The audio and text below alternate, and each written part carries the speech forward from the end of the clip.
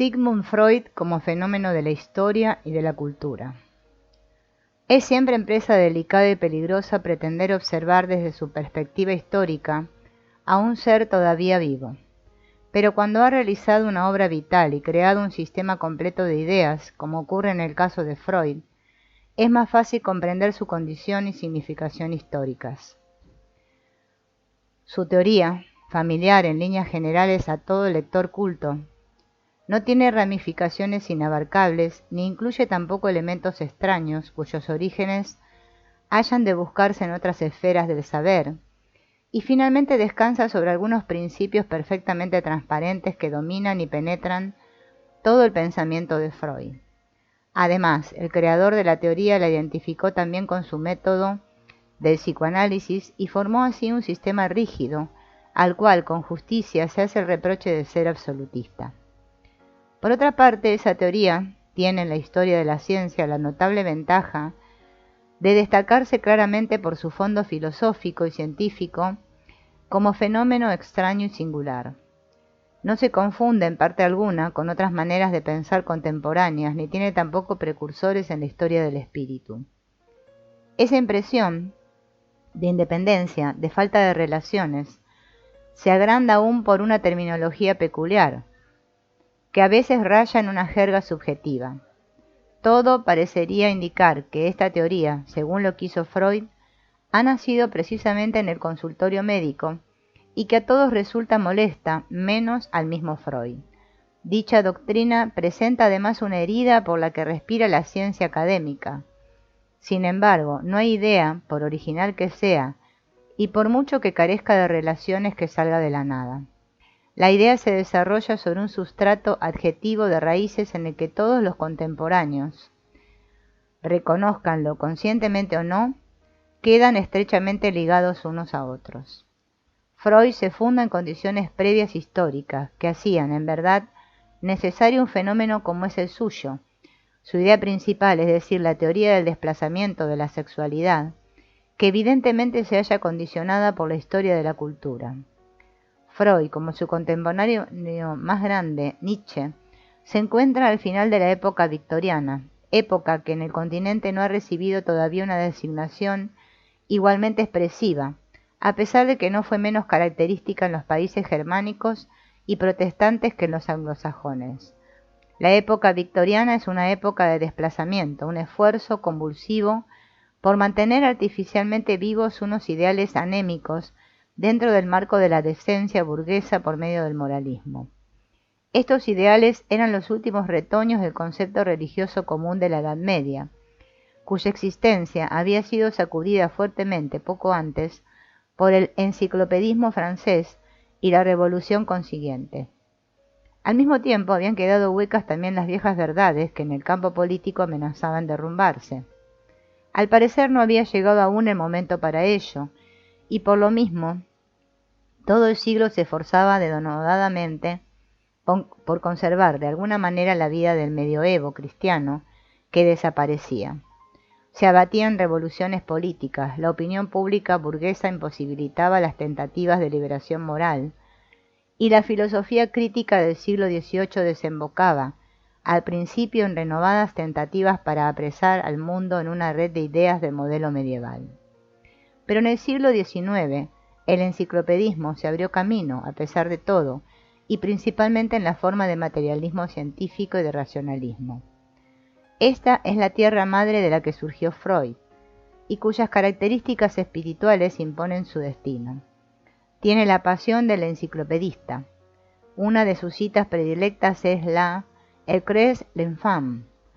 Señala satisfecho lo que en verdad hay detrás, y sospecha que los problemas espirituales complejos como el arte, la filosofía y la religión no son más que derivaciones del instinto sexual.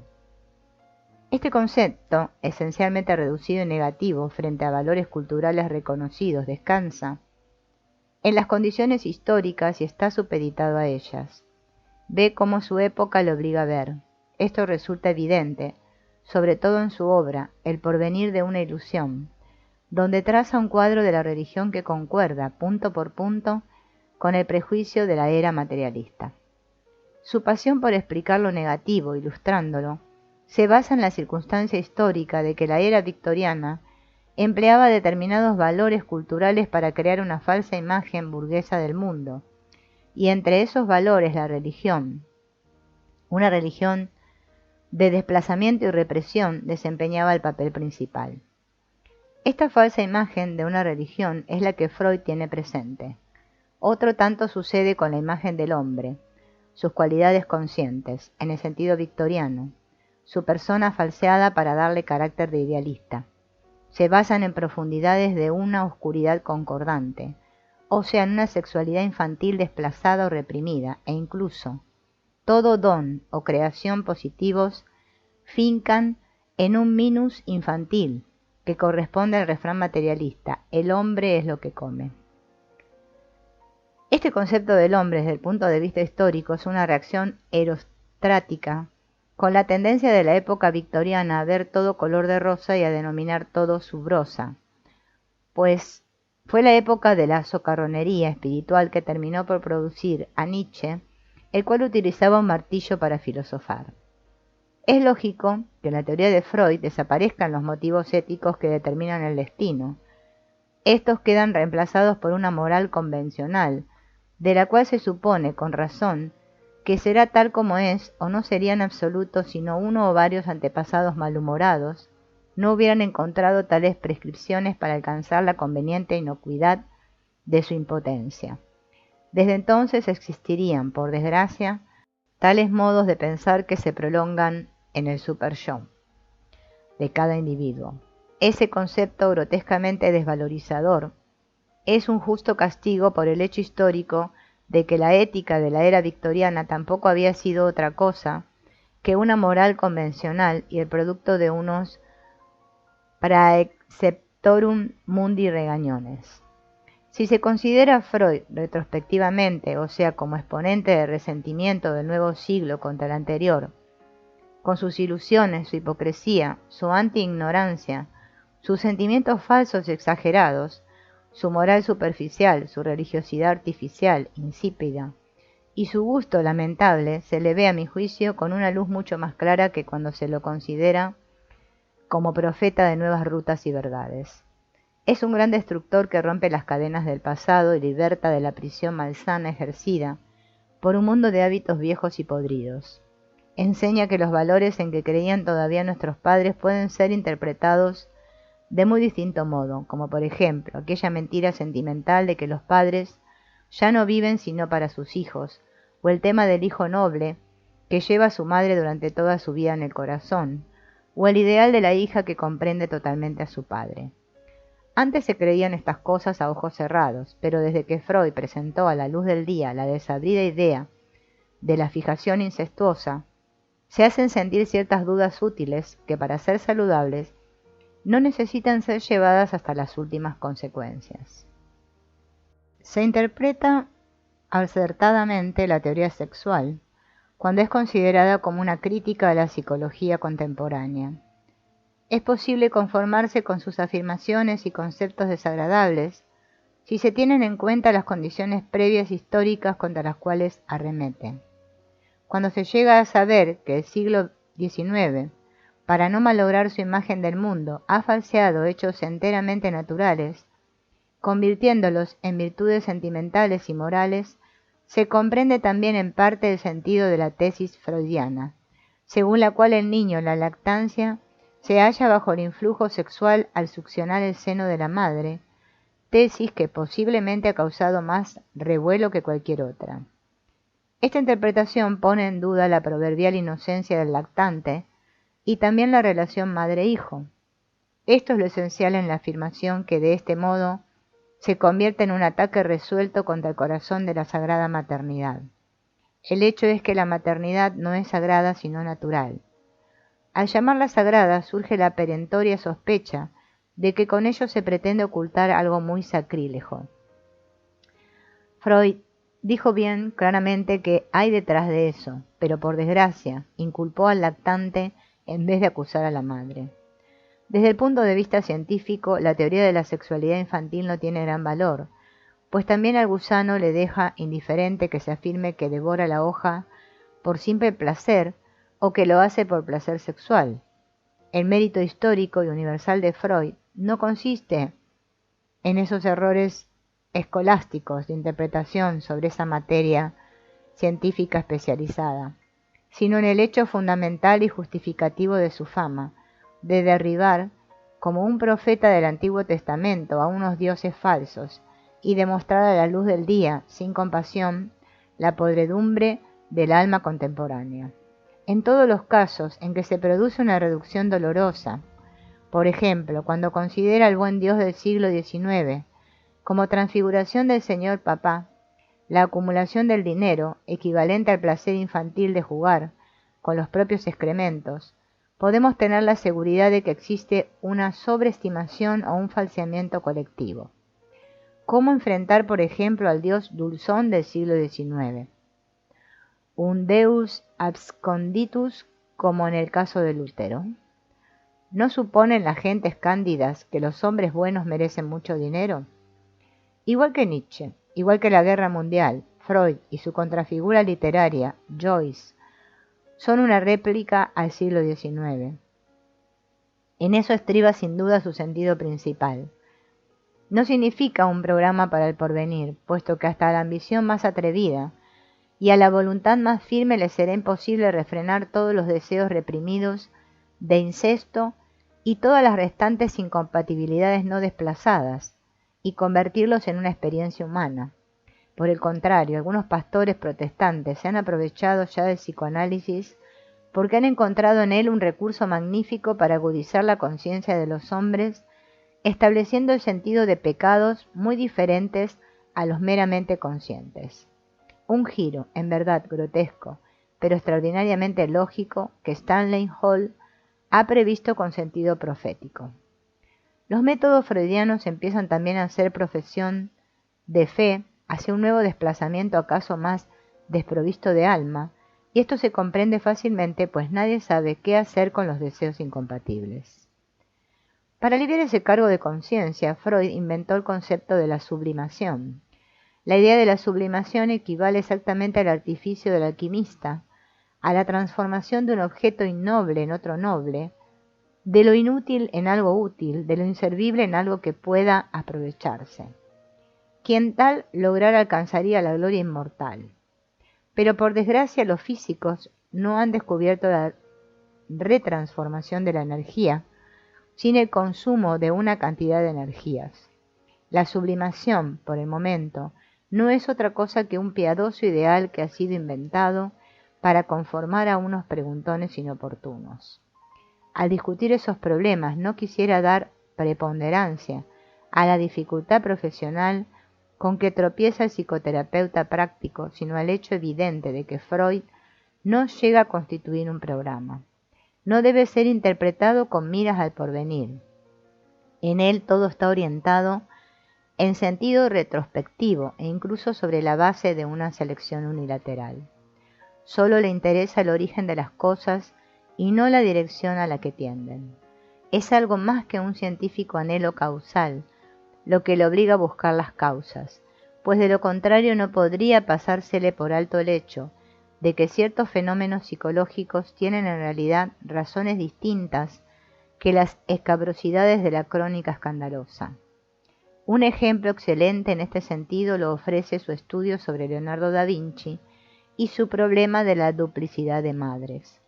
Es verdad que Leonardo da Vinci tuvo una madre soltera y una madrastra, pero en realidad el problema de la doble madre existe como motivo mitológico, aun en el caso en que las dos madres no existan realmente. Es frecuente que los héroes tengan dos madres, y para los faraones ese mito era de rigor. Pero Freud no va más allá del minus factum y se conforma con admitir que tengan un fondo naturalmente desagradable o negativo, aun cuando tal proceder no es precisamente científico.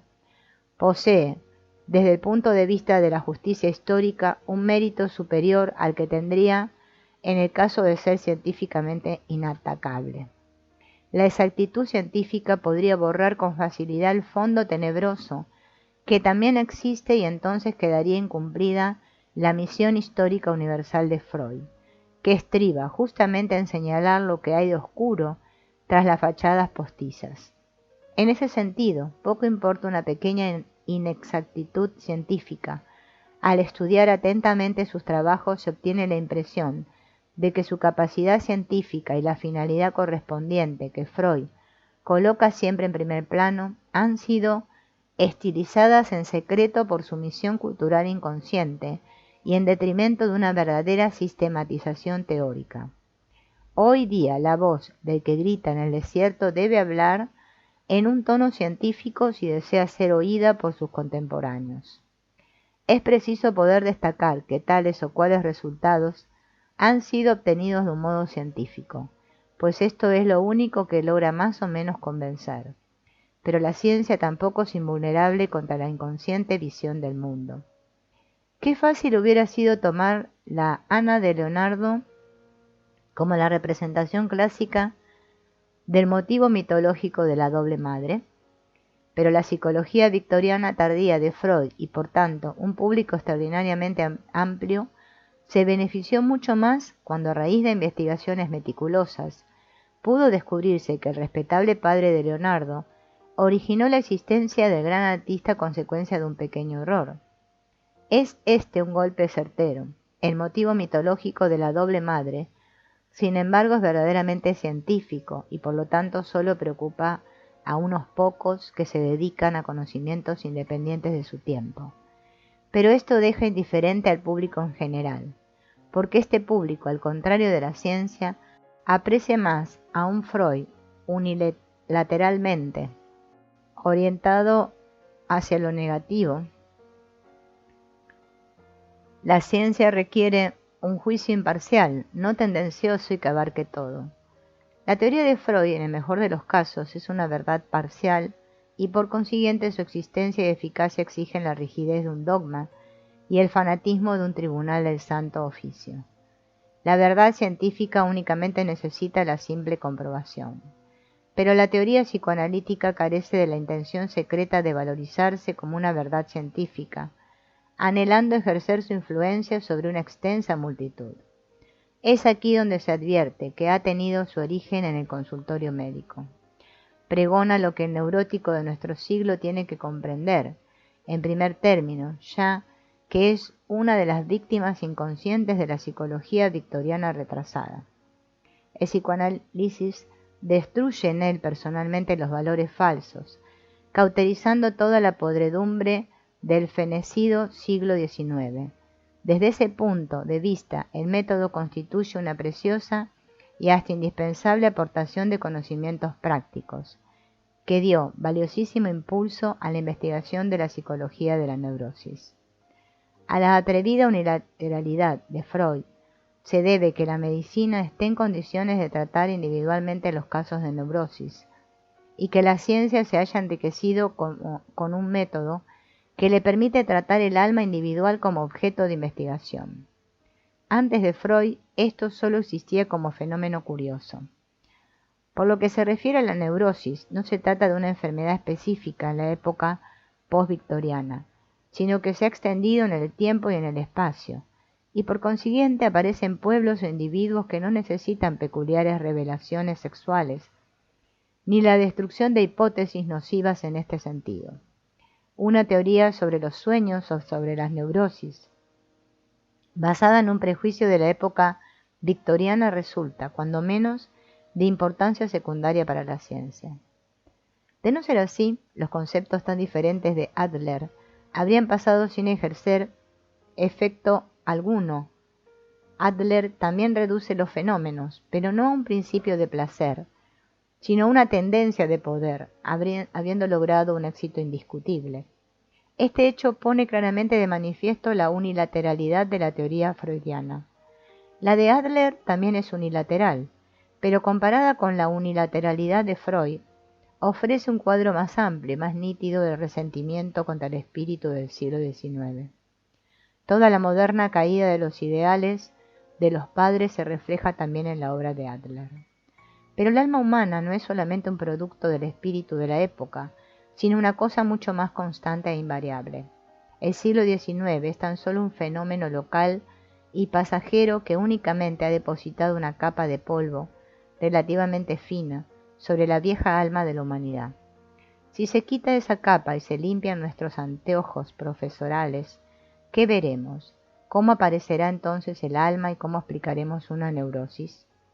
Este problema se plantea todo práctico cuando sus pacientes no han logrado la curación, después de haber desenterrado todas sus experiencias sexuales infantiles y de haber descompuesto en elementos turbios todos los valores culturales, o después de haberse transformado al paciente en una persona aparentemente normal y en un ente social. Una teoría psicológica general que pretenda ser considerada como una ciencia no debe basarse en las malformaciones del siglo XIX, y una teoría de las neurosis debe explicar también el histerismo entre los maoríes.